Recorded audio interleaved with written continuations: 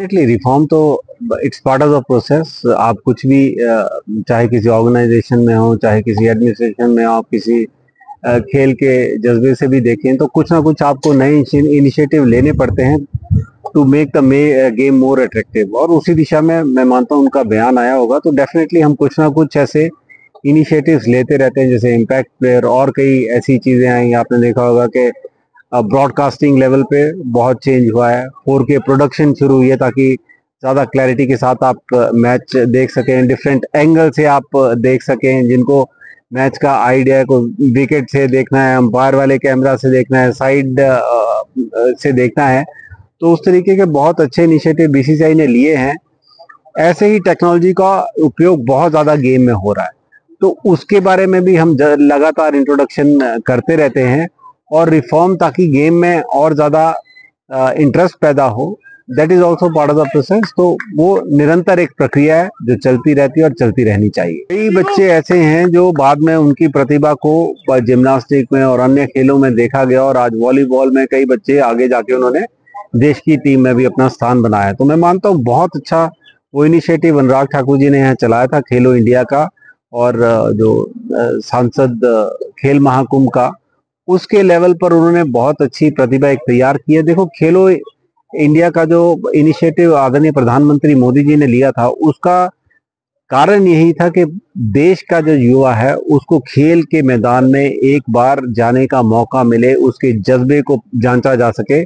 और एक बार जब आपने कुछ जीतने की भूख या वो जीतने का पैशन, जज्बा पैदा हो जाता है, तो एक तो वो आपको नशों से दूर रखता है, आपकी फिजिकल मेंटल स्ट्रेंथ बनाता है। क्योंकि ये मैं मानता हूं कि अगर आप खेल के मैदान में जाएंगे तो जीतने के लिए जाएंगे, और हारेंगे तो सीखने के लिए जाएंगे। ये बहुत जरूरी है कि आप कोई ना कोई खेल को ले अपने जीवन में, ताकि आपकी फिजिकल स्ट्रेंथ, मेंटल स्ट्रेंथ, उस पर आपका विकास हो सके।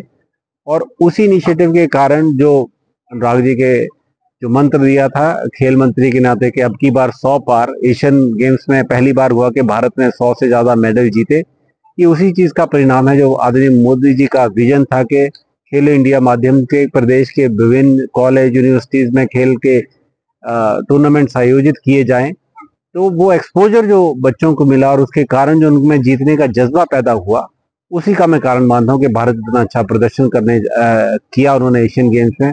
और जो कि हमने संकल्प लिया कि 2032 में या 36 में ओलंपिक्स का आयोजन भारत में हो, तो उसके लिए बहुत जरूरी है न केवल खेल के इंफ्रास्ट्रक्चर के डेवलपमेंट पे काम किया जाए, लेकिन जो खिलाड़ियों ने प्रदर्शन करके वहां मैच जीतने हैं, उसके लिए ऐसे इनिशिएटिव बहुत इंपॉर्टेंट है। ठीक लेवल पर और हमें काम करना पड़ेगा। अंडर 16, अंडर 19 एज ग्रुप में बहुत कम समय में जो अनुराग ठाकुर जी ने प्रयास किया और जिस तरीके का इंफ्रास्ट्रक्चर क्रिएट किया, और इस संकल्प के साथ किए थे कि प्रदेश के युवा न केवल प्रदेश के लिए खेले लेकिन देश के लिए खेले। हम सबके लिए खुशी की बात है कि ऋषि धवन भारत के लिए खेले, और उसके साथ ही हमारी 3-4 बच्चियां आज देश की टीम में, वुमेन टीम में खेल रही हैं।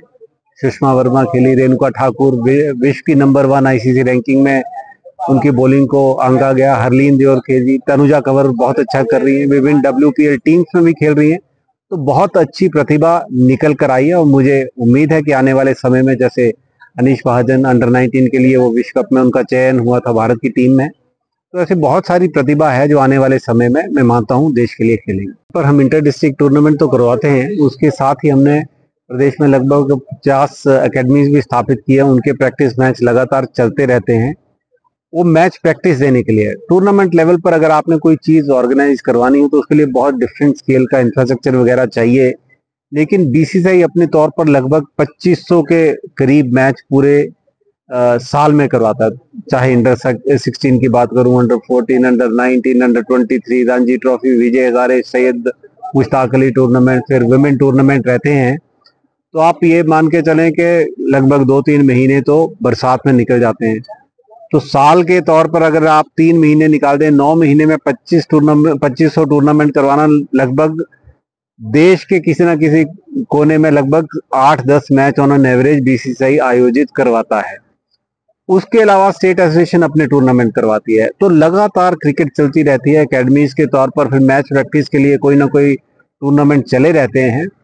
और ज़्यादा मैच प्रैक्टिस के लिए हमारा प्रयास रहता है कि और स्टेट एसोसिएशन के साथ टाई अप करके, जैसे कलकत्ता बंगाल क्रिकेट एसोसिएशन के साथ किया जाए, चंडीगढ़ जाए हमारी टीम, पौंडीचेरी जाती रहती है, और स्टेट एसोसिएशन जहां भी संभव है मौसम के हिसाब से ट्रैवल करना, वो हम टूर्नामेंट लगातार करवाते रहते हैं।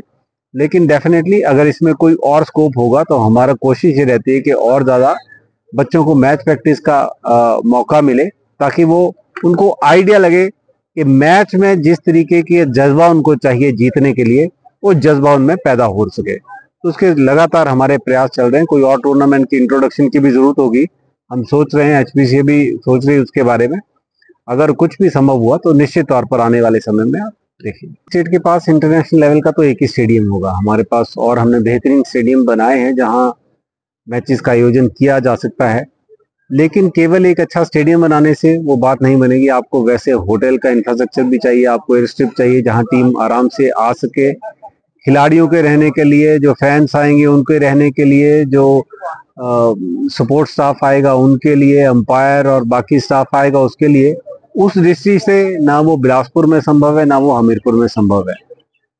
तो जहां तक इंटरनेशनल गेम्स या T20 की गेम्स की बात है, तो आईपीएल की जो भी टीम फ्रेंचाइजी उनको एक ग्राउंड किया जाता है। मुंबई इंडियन मुंबई में कराएगा, गुजरात वाले अहमदाबाद में करवाएंगे, लेकिन हमारा ये कोशिश थी कि एक और एडिशनल ग्राउंड जहां संभव हो वो करें। तो पंजाब किंग्स ने, मैं उनको धन्यवाद देना चाहूंगा, उन्होंने धर्मशाला को चुना। इसलिए हमारी कोशिश रहती है कि 2 या 3 मैचेस वहां करवाए जाएं। इस बार भी हमने 2 करवाए। पिछले साल लगभग 10 साल के बाद वो मैचेस का आयोजन किया गया था। ये संभव नहीं है कि प्रदेश में किसी और ग्राउंड में भी वो हो सके, क्योंकि जैसा मैंने बताया कि इंटरनेशनल लेवल पे भी आईसीसी की एक्रेडिटेशन चाहिए, वो केवल धर्मशाला के लिए, क्योंकि वो ओवरऑल इंफ्रास्ट्रक्चर देखते हैं। लेकिन हमारा प्रयास है कि ऐसे और ग्राउंड बना के हम ऐसे खिलाड़ियों को तैयार कर सके जो ना केवल प्रदेश के लिए बल्कि देश के लिए खेले और हमारा पूरे प्रदेश का गौरव बने। तो मैं आयोजकों को बधाई देना चाहूंगा जिन्होंने अपने तौर पर इतने शानदार टूर्नामेंट का आयोजन किया। प्रदेश के विभिन्न कोनों से डिफरेंट टीम्स ने आकर पार्टिसिपेट किया। आज फाइनल होने जा रहा है, मुझे इस बात की बहुत खुशी है।